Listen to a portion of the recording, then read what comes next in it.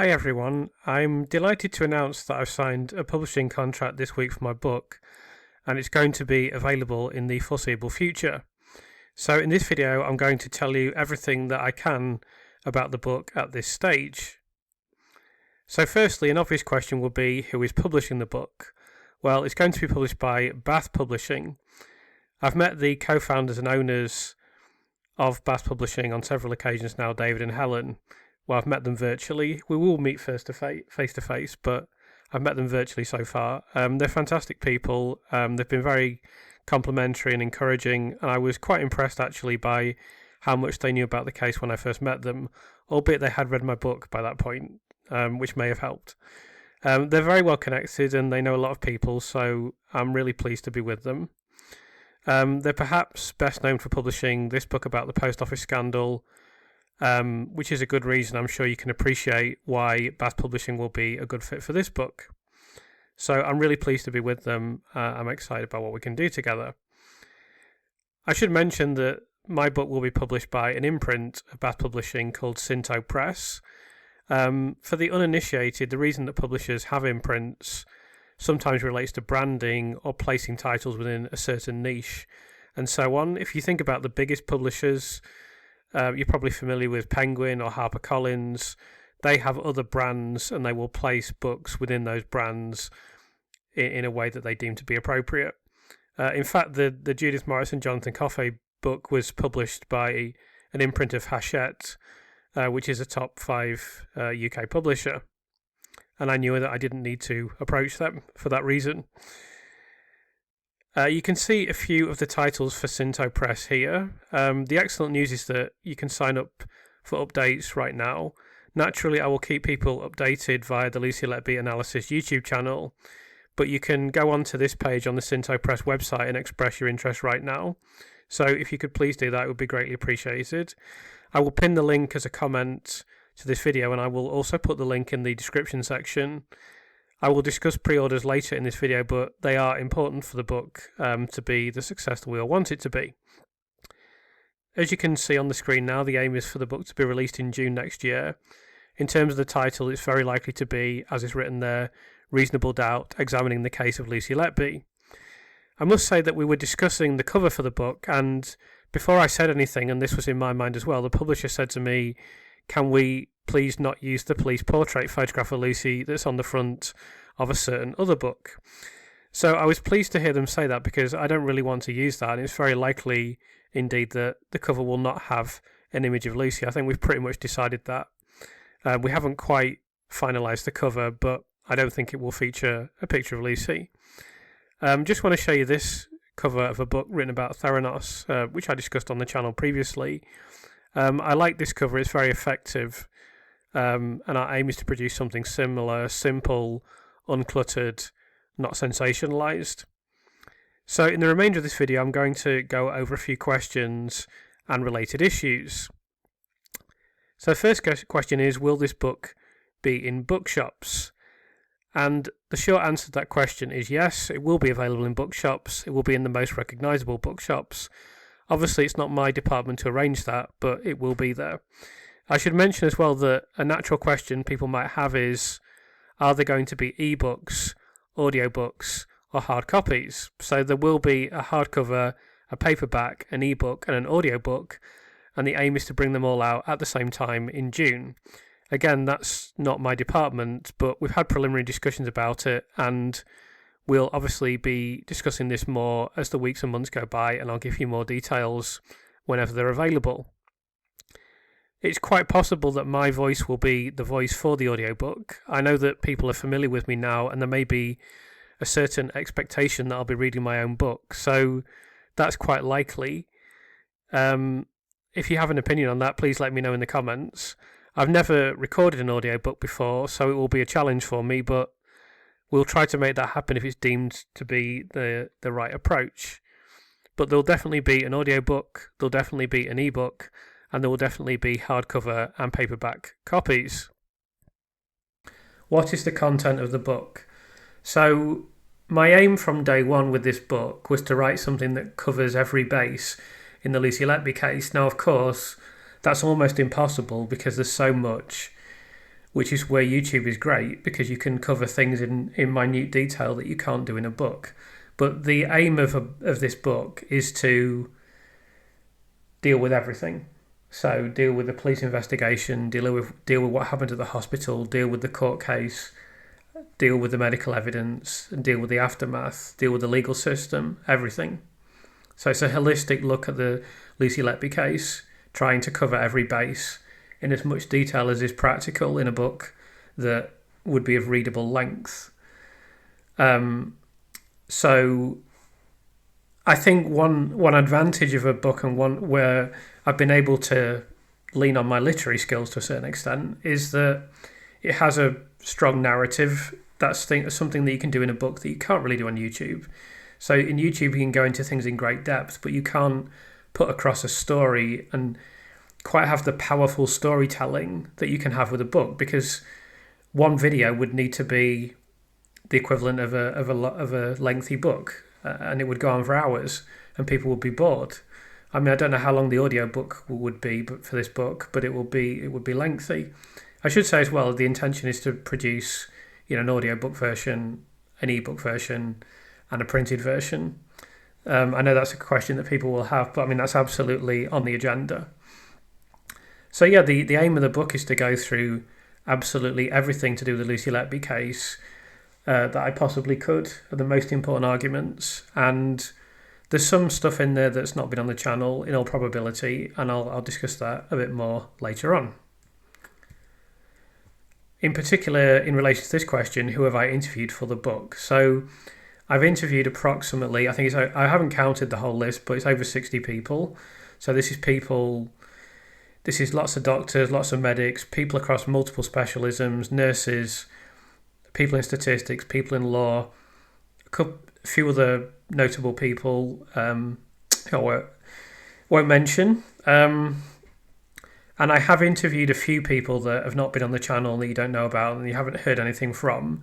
And I will say that I've interviewed someone who's very close to Lucy, and no one else has heard from this person previously. So that's kind of an exclusive, and that will feature heavily in the first chapter of the book, and this person features elsewhere in the book as well. There are quite a few people that I've interviewed that I haven't brought onto the channel. I'm not going to bring onto the channel, either because it's not appropriate or not possible, or because I have held a few things back for the book. So there's quite a few, I would say, exclusive things. There are arguments in there, there's stuff in there, there's material in there, there's evidence in there, there's interviews in there that no one has seen previously. And I've been very fortunate that I've been connected with some people that, as I say, no one else has spoken to. And as I was lucky enough to speak to these people, one of them in particular I've held back exclusively for the book, partly because that was the wish of this person as well. So I've interviewed every expert that I possibly could across multiple subject areas, across multiple specialisms, and I should say as well that I have both interviewed and corresponded with some people from the defence. I do know other people from the defence, and I have interacted with other people from the defence who are not in the book. And also you have to be careful about cross-pollination between the defence and the book. So it's something that I could have had more in this, and there's nothing I'd like to do more than interview everyone from the panel and get as much information as possible, but that's just not possible for legal reasons. So it had to be handled delicately, but there are some people from the defence, and there are comments from the defence and quotes from people that are involved with the defence in the book. But it is fairly minimal because it needs to be dealt with sensitively. However, there's an enormous amount of medical information, there's an enormous amount of medical opinion, there's an enormous amount of expert opinion in this book, because I've interviewed a lot of people. I've been very fortunate I started writing this over a year ago now, 18 months ago, and I've been very fortunate that time. I knew when I began, I knew exactly what I needed to do. I mean, I'm a writer, it's my job. I've worked in ghostwriting, I've ghostwritten and edited over 50 books. I've written some bestsellers, and I can't talk about those because I've signed NDAs for everything. So you may have read a book that I've written already, it's possible. But I knew enough about publishing, and I knew enough about what works, and I knew enough what was needed in order to achieve my aim with this book, which I'll discuss later in the video. So I knew that I needed to have a lot of credentialed people involved, and I knew that I needed to have a lot of qualified people involved, and ideally some big names involved. So I've done. When I started, I knew that I didn't have the connections to do that. It's as simple as that. If I'd have just gone out on my own, then I wouldn't have got to where I am. I needed help. So someone has helped me very much to connect with others. And of course, now I'm in the position I am today where people know who I am and I have a bit of a presence. And I suppose that if there's someone from the Lucy Letby, if there's someone I need to get in contact with, I can get in contact with them pretty much. So that's quite handy. Of course, I've certainly never been this well connected before. So I did plan the whole thing out very carefully, and it's all worked out better than I could possibly have hoped for, frankly. So this brings us to the aim of the book, and always my aim with the book from day one was to write something big and impactful that was a bestseller. When I say bestseller, that can be defined in various ways. The most notable example of that is the Sunday Times bestseller list. Whether it's possible for me to get on the Sunday Times bestseller list, I don't know. But I would like to be on some bestseller list. I mean, I think getting an Amazon bestseller will be very easy. I think that's absolutely guaranteed. But I just want to make something as big as it can possibly be, that is as impactful as possible, that reaches as many people as possible, so that people can understand that this is an egregious miscarriage of justice, very obvious miscarriage of justice. And I suppose another aim of the book is to blow this one out of the water, the one that you can see on the screen now, which is Unmasking Lucy Letby. And when I say that, I don't say that out of rudeness to Jonathan Coffey and Judith Moritz. I've got nothing against them personally, and they've written their book, and some people liked it, and it did okay. But my aim is to go way... They've got 306 reviews here. My aim is to go way, way beyond that and write the definitive book. That would always be my aim with any book that I wrote, is just to sit down and write the definitive book in that niche or in that genre. That's what I always do, or what I always try to do. In this particular case, my goal from day one was to write the best book about miscarriage of justice that has ever been written. I know that might sound, I don't know, maybe it sounds pretentious, but I don't care. I mean, those are the standards I set myself, and that's what I wanted to do. So I want it to be successful. I want it to be of very high quality, and some prominent people have read the book, and they were extremely complimentary about it, which is nice. But the aim, of course, is to help Lucy and make it really, really big, so that it's prominent. And with this in mind, I do have quite a lot of connections now. I do have some insistence in this. I'll be seeking more assistance. And the aim, as I say, is to just get this into the mainstream and make it a mainstream, big, successful book that creates a big impact and that helps to shift the needle on public opinion on Lucy Letby. With that being said, I just want to show you what public opinion is today on Lucy Letby. I've gone the wrong way. I pressed the wrong button. Here we go. I've pressed the right button now. So this was the comment section for the Channel 4 documentary of Lucy Letby. They recently posted the whole thing on their YouTube channel. So let's look at the comments.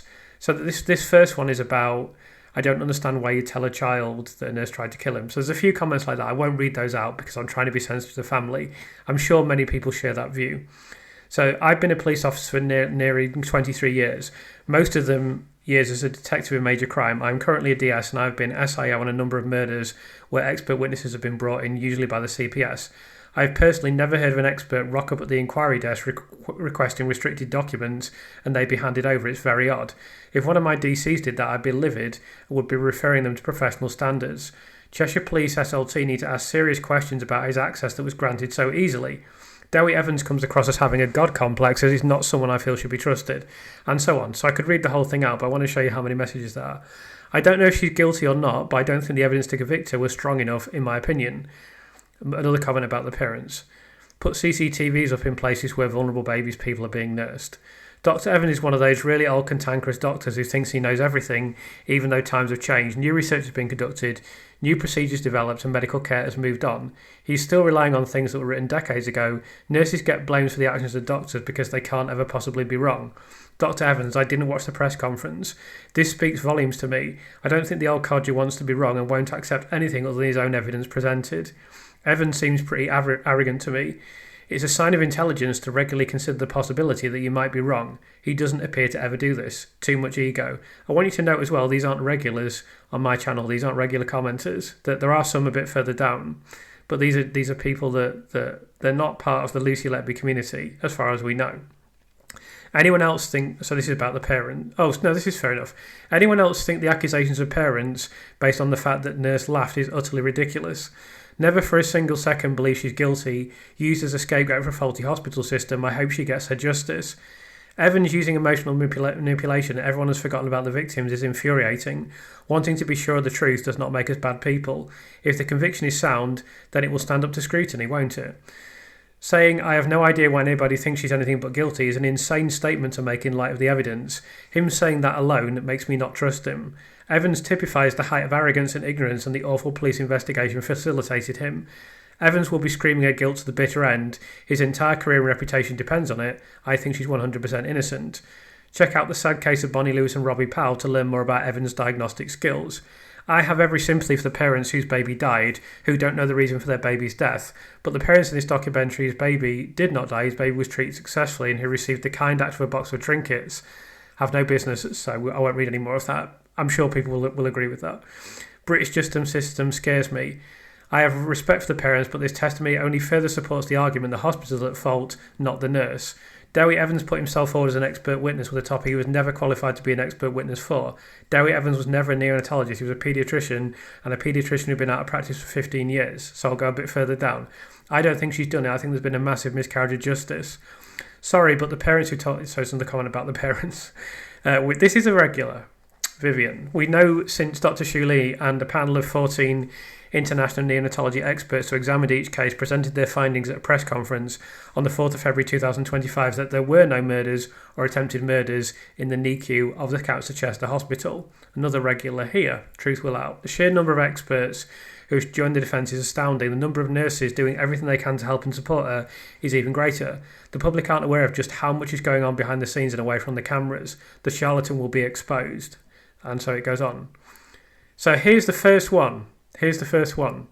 I'm still stuck on the diary she wrote about what she did. Why would she write it? So do you remember me saying they can't even get the facts right? It's like she didn't write anything in the diary. So you see the calibre of people that think she's guilty, people that know nothing about the case, who are relying on, as I described it, internet Chinese whispers. So they can't even get the details right.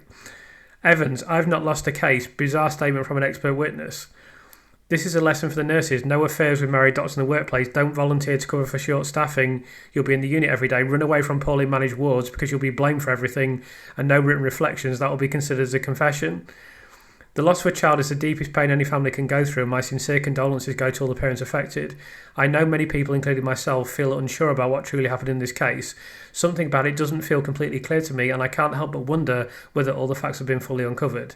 No CCTV, no eyewitness, no confession, no physical trace linking her to harm. To be frank, I can't think of anything more embarrassing than being in Evan's position. To use an analogy, at some point he's going to be made to swallow his own vomit. What a wicked man this Welsh... You get the general idea. It goes on and on and on, with not a single coherent comment in favour of guilt. So that is where we are now. Anyone that's looked at this case with even the remotest open mind, and particularly anyone with even a grain of intelligence, knows that this is a miscarriage of justice. The next stage is ensuring that it's common knowledge. So you can't walk down the street with... If you speak to someone, they know. So my first aim in helping to achieve this is writing this book. As I mentioned previously, that was instrumental in the case of the Birmingham Six. So one thing that you'll be able to do to help with this, I just want to go over this comment. This is something I just read today. So they're talking about pre-orders being really important. So when I'm able to give you more information, and when I'm able to tell you about this book, I need as many of you to pre-order it as possible, because that's going to make an enormous difference. But of course, I'll announce all of these things and I'll discuss all of these things with you when I can tell you more. But yeah, my aim simply is to make this into a mainstream book so that it can help with the process of this becoming more common knowledge, because it's now very, very obvious, because of the amount of evidence, because of the calibre of people involved, because of the shoddy crap that was put in the court case, because of how ridiculous the prosecution case was and is, because of all these things collectively. If you have an iota of intelligence, you look at the case and you conclude it's very obvious this is a miscarriage of justice. That's why when you have the comments section, it's just absolutely relentless. Remember, that Channel 4 documentary is supposed to be balanced. They were supposed to be sitting on the fence. Obviously, the evidence that they put forward for guilt was unbelievably weak. And I suspect that the documentary makers are not idiots. Obviously, I suspect that they believe that Lucy's innocent. And they've just decided to make a balanced film because, who knows, they obviously felt it was necessary. I mean, I'd like to see a proper feature-length documentary that goes through the evidence for innocence, and maybe that's possible, and maybe this book can be a stepping stone towards achieving that. But you can see very clear, anyone can comment on that video, anyone can comment on the Channel 4 video. There hasn't been a sustained effort or campaign to dominate the comment section. That's just a reflection of what happens when you pay attention. When you have your eyes open to this case, inevitably you will find yourself believing that Lucy Letby is at the very least not guilty beyond reasonable doubt. Most people end up believing she's innocent. Many believe there's been a deliberate stitch-up at the hospital. I don't know whether or not that's the case. I just know that this is an unsafe conviction, and I absolutely, very, very strongly, 99.99% certainty believe that Lucy Letby is innocent.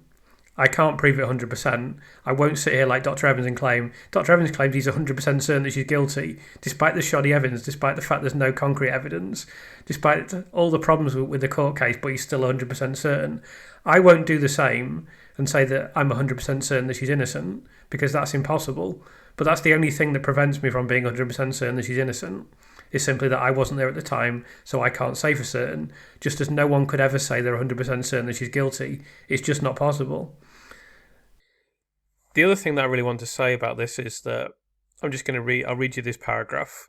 This is related to the Birmingham Six. I have mentioned this previously, but in March 1976, the Birmingham Six's first application for leave to appeal was dismissed by the Court of Appeal, presided over by Lord Widgery, CJ. I presume that means court justice. Journalist Chris Mullen investigated the case for Granada TV's World in Action series.